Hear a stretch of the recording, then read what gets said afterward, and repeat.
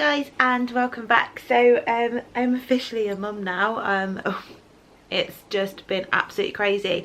So I think I updated you guys that I was going to be induced on Friday, which was should have been yesterday, 17th of August, but it all kind of went crazy. So I think I told you guys that I booked a private sweep in, but I went for a scan that morning and he hadn't grown in 4 weeks. So the last scan I had at 36 weeks, they predicted him to be £7.5, and then that scan he was predicted £7.3.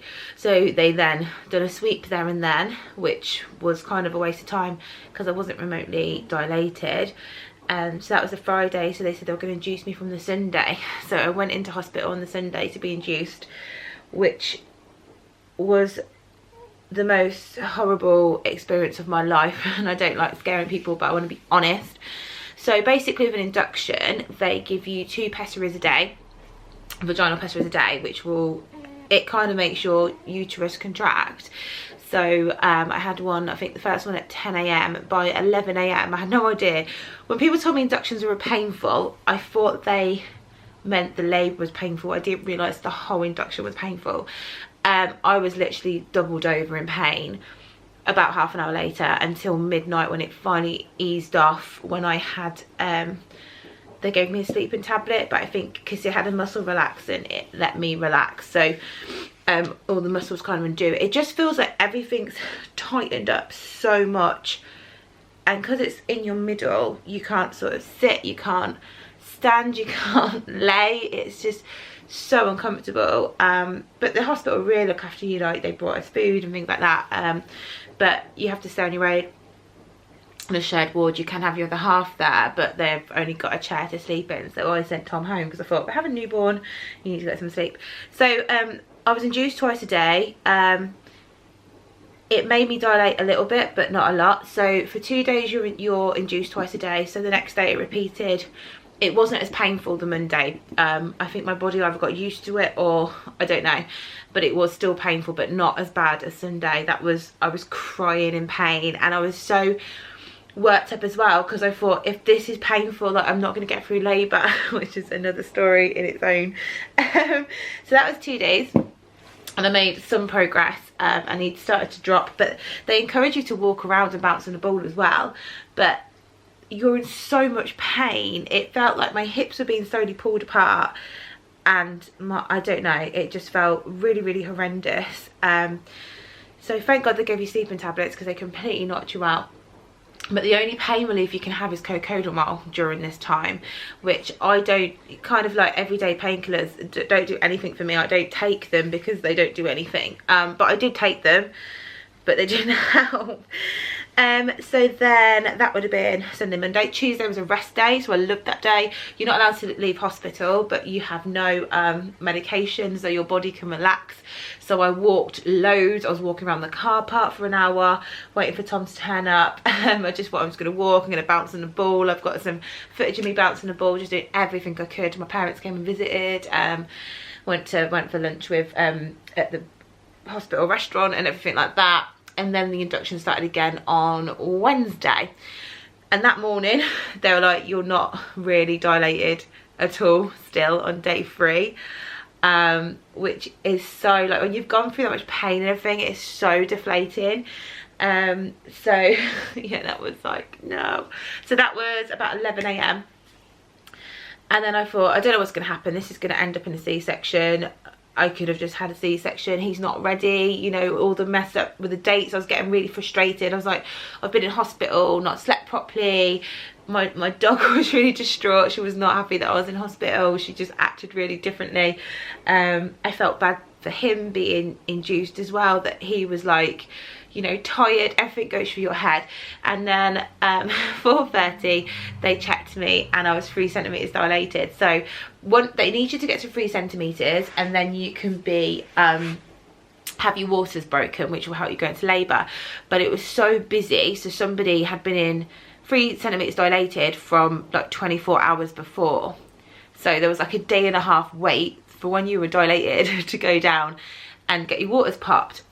So this guy came round, he said, 3 centimetres dilated. There is a massive queue, so it's probably gonna be 24 hours till you get seen. I reckon your waters will go probably before. He said, I've given you a good sweep again whilst I was there. And I was like, oh yeah, great, that's fine. I don't mind waiting as long as there's progress. So that was about 4:30. I sat and I texted everyone. I was like, yeah, it's gonna happen. Stood up, waters went, literally that quick. And I laughed with Tom. I was like, are you kidding me that that's happened that quick? And then I went to pick up my phone and literally agony. Like, the first contraction came on, I was having 3 contractions in 10 minutes immediately. But they, just because they examined me, they didn't believe it. They were like, no, you're fine. And I was screaming. There was people in the cubicle next to me with their family there, and I was literally screaming in agony. And I was like, oh my god, this is so painful. The dinner lady popped her head around going, do you want your dinner? I was like, no, I'm in labour. Literally, then it was like, then a contraction came, so I was like, ah, this is not right. And they're like, oh, I'll bring you some paracetamol. And I was like, that is not gonna do anything. And another girl went into labour the same sort of time, but I said they didn't believe me. And I just can't believe how I was absolutely screaming, screaming, and I'm good with pain, like screaming. And because it was so intense, I was worried I was already screaming and I was already in that much pain, so it was really like scaring me. And then they finally realised that, okay, there might be something wrong, so they were trying to sort out pain relief, which probably only took a second, but they felt like half an hour. No, it probably was quite long actually, because then they come and got a trolley and they took me down to labour suite, and I remember the time being about 5:15. But basically in that 45 minutes to an hour, I went from 3 centimetres to 7 centimetres. It just went crazy. My mum had quick labour, so Tom mentioned that, and they said, wow, this is going to be quicker. Before I even got through the doors, I was screaming for an epidural, and I was going to do this all gas and air, natural water birth, you know, really, really positive. I was screaming blue murder, and I was screaming at the anaesthetist to not do the test one, just put it in, just do it. It was just agony. I had the gas and air, having to tell me to calm down, and I calmed myself down as much as I could, but the agony was crazy. And then I was like 10 centimetres. So basically I would have had him in about an hour if there wasn't problems. But there was problems.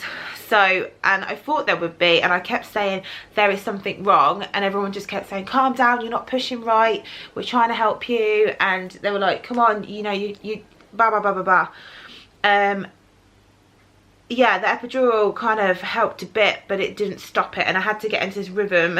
Poor Tom just sat down in the end, because I was having to hold the bed. I was put in the bed, taking the gas, and my legs were just like cycling. It was the only way I could keep myself calm.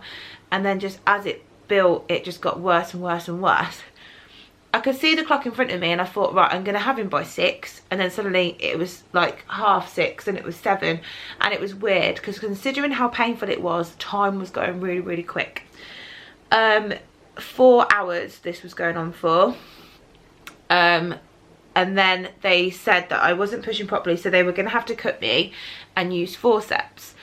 And at that point, I didn't care. I really didn't care. I was laying there in a bra, because I was wearing a onesie when my waters broke, and I didn't care. They're like, do you want to put a gown? I didn't care. I think you get to that point and you don't care. And I was dripping in sweat. I just didn't care at all. So I had to sign like forms whilst I was like so high off the gas and air. And just so distraught. I kept shouting at people because I just didn't think they were taking me seriously, and they were kind of telling me off a little bit. And they said, we can't do this because you're not pushing properly. You've got to push here, push through your bum. And they were holding my legs, you're not pushing properly, telling me off. They're like, right, we're going to have to go to theatre and do a suction cup because we can't get him down. He's not further enough down. You're not pushing enough. Screaming blue murder all the way through the corridor, but I didn't swear once. I was so polite. Polite screaming. And then Tom had to wait outside whilst he heard me scream in theatre, and then just go quiet, because they then decided they were going to go straight for a C-section. I was fine with it, but I knew there wasn't something right. So they then had to, this lovely midwife was hugging me because I was absolutely exhausted. I remember thinking at one point they were like push, and I couldn't remember how to push. I was absolutely exhausted. Then his heart rate dropped to like 60 beats per minute and I could hear it, and they just told me I wasn't doing it properly, and I was like, I'm not doing it properly, and now he's dying, and rah rah rah. I could hear him, and it was really just stressful because I think once you're on the gas and air and you hear what they're talking about, it's just, obviously you're high as a kite, and it's so like distressing as well. So I got into theatre and they had to do the epidural several well, whatever they did, however they sedated me, they had to do it a few times down my spine because I just had that much in me by that point. And I remember them strapping down my legs, and I went from screaming to almost not passed out. I was awake, but I wasn't awake, and I was just like that, and then I didn't really know what was going on. I knew he'd been born, but I wasn't entirely aware, and he just came out kind of squeaking, and I was like, I didn't know if there was something wrong or not, but I couldn't react. I didn't feel happy or sad. All I remember thinking was I missed it. So yeah, I knew he'd been born, but I couldn't really acknowledge it, and I just knew he was out, and I missed it, and I missed that moment. And I knew he was there, and I remember being able to see through this window, and I knew he'd been out for a while, and I could see Tom holding him, but I couldn't really take it in. I was just completely like, just didn't know what was going on, and Tom kept bringing him up to me, and I just kept turning like side to side. I couldn't function, and by the time I could talk, I was that distraught. The first thing I said was, we're not having kids again, because it was just horrendous.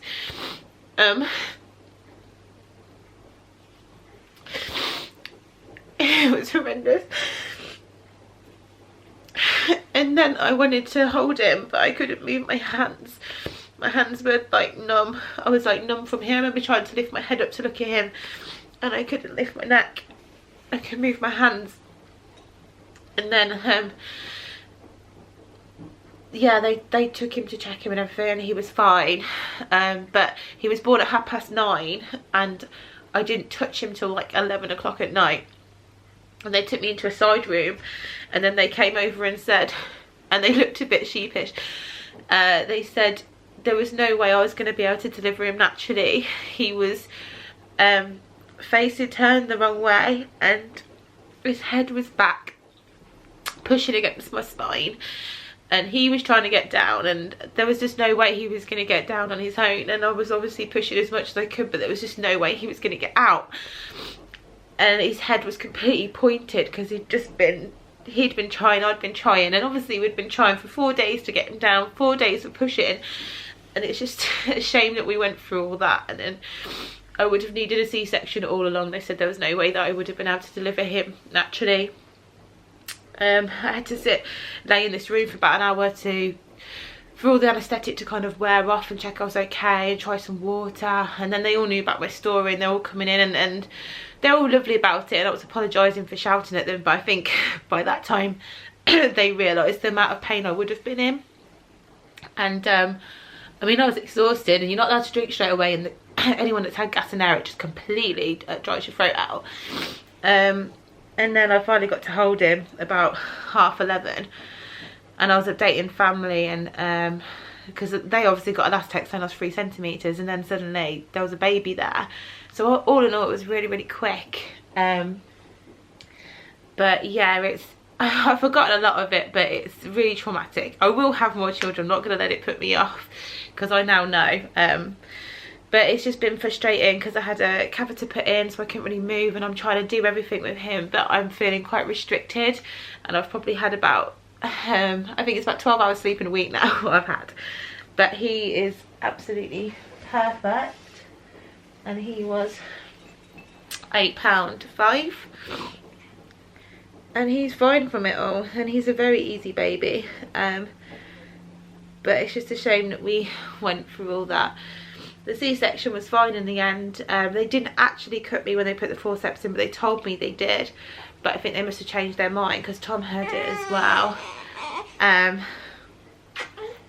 Tom heard it as well, but we're here. But that was my labour story, and Yeah, I just say take everything with a pinch of salt, because they told me obviously he stopped growing, but I think his head had been coned for a while, so the only measurement that was ever small was his head.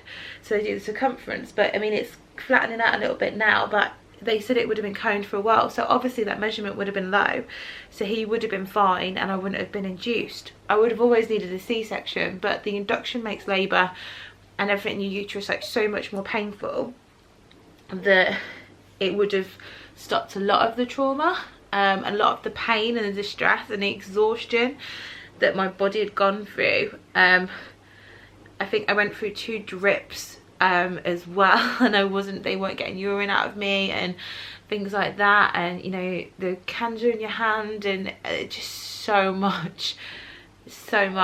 And then yeah, I'm doing fine. The cut's really sore. I am exhausted, and trying to kind of not forget what happened, but I don't want it to put me off trying for children again, because he's the most amazing thing ever, but I felt like I missed it. But he's here, and I had a really good first day with him yesterday, even though I was tired. He's just amazing, and he's a split of his dad. But everyone thinks he's got my nose. Now if that's the donor's nose, I don't know. If it's my nose, I don't know. But he's getting darker by the day as well. But he's 3 days old now. Yeah, and he arrived on Wednesday the 15th of August at 11:32. I think that's my cue to go. But thank you for watching, and thanks for checking in, and I'll see you in the next one.